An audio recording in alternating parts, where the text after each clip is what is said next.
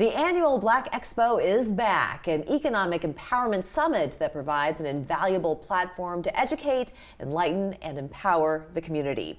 Here to share more is Darren Thomas, President and CEO of the Charleston Black Expo, and KJ Kearney, James Beard Award winner and founder of Black Food Friday. Great to have you both with us. Thank you for having us. Thanks for having us. James Beard, that's a huge award. Thank That's you. a big one. I want to ask you more about that Yes, coming ma'am. up. But Darren, why don't you set the stage for us and tell us a little bit about the history of the Black Expo and why it's so important and its impact on the community. You know, 28 years, and when we created this event some time ago, the purpose, recognizing the need to focus on tools and resources that help small businesses, those from underserved communities grow, while fully understanding that it bodes well for the entire low country when small businesses do well, and particularly those from underserved communities. Those businesses grow, they hire people from within the community, they add to the tax base, they add to the fabric of life. Fortunately for us,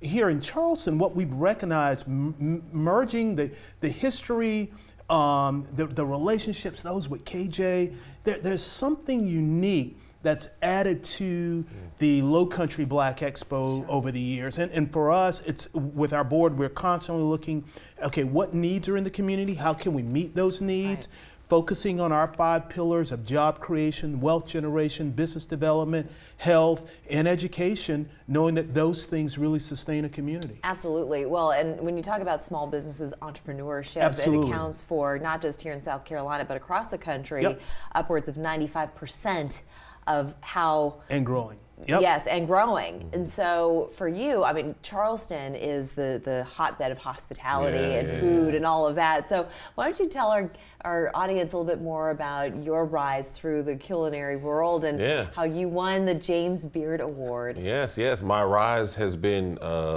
remarkable to me. You know, I did not come from a culinary background.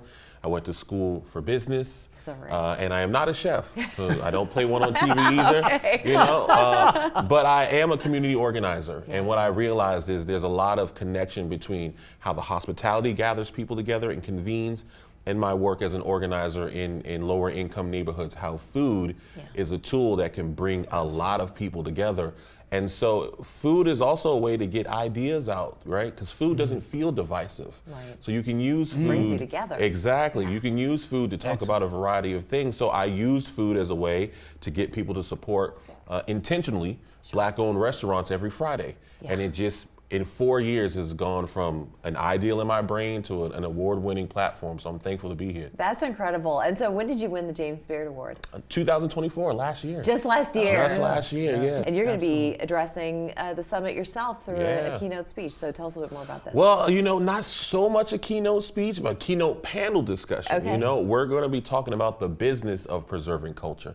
And what we mean by that is, one, there is a cultural aspect that people come to Charleston for.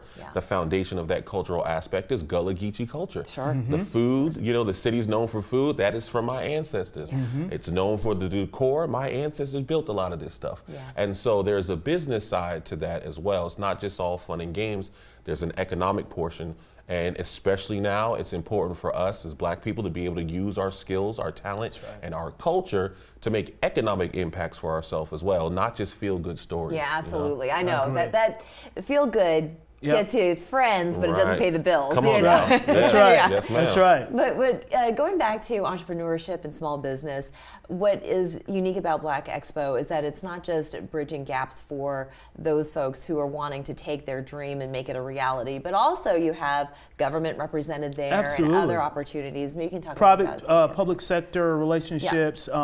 Again, that's what makes this event so much needed and successful, because we've been fortunate in forging those relationships. There are multiple businesses that I can point to that will say their growth was as a direct result of Black Expo. Absolutely. Meeting the right person, whether it was in the public sector, whether it was just a business to consumer opportunity.